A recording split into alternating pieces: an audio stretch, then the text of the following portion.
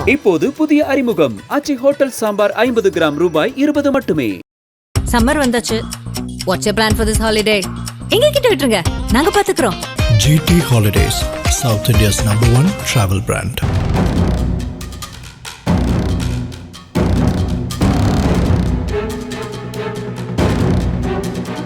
Puducherry union பிரதேசத்தில் தமிழ்நாட்டுடன் இணைந்து April 9ஆம் தேதி சட்டமன்ற தேர்தல் நடைபெறவுள்ளது. 30 தொகுதிகளை கொண்ட இங்கு வாக்குப்பதிவு ஏப்ரல் 9ஆம் தேதி நடைபெற்று மே 4ஆம் தேதி முடிவுகள் அறிவிக்கப்பட உள்ளன.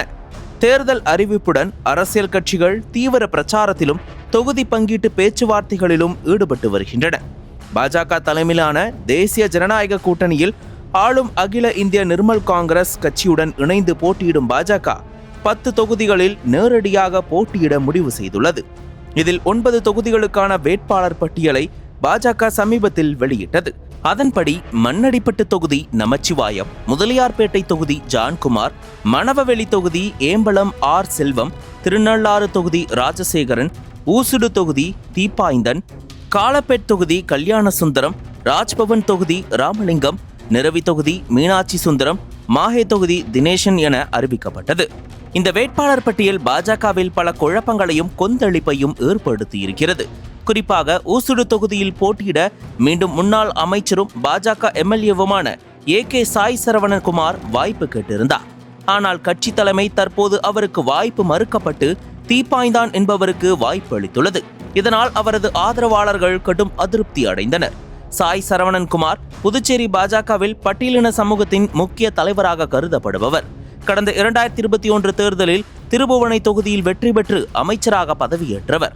ஆனால் 2025 கட்சி உயர்மட்ட உத்தரவால் அமைச்சர் பதவியிலிருந்து விலகினார்.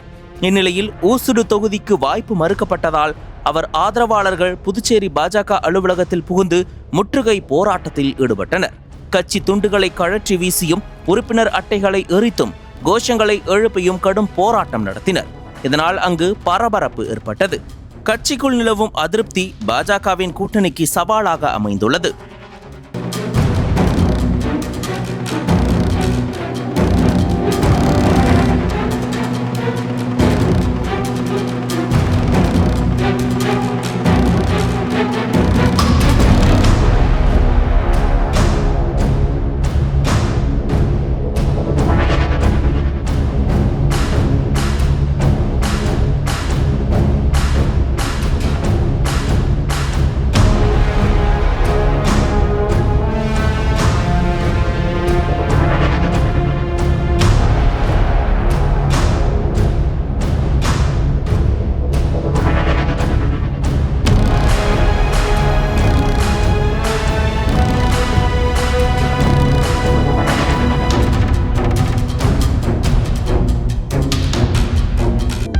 அனல் பறக்கும் செய்திகளை அப்டேட் செய்து கொள்ள நக்கீரன் களத்தை இப்பவே சப்ஸ்கிரைப் பண்ணுங்க.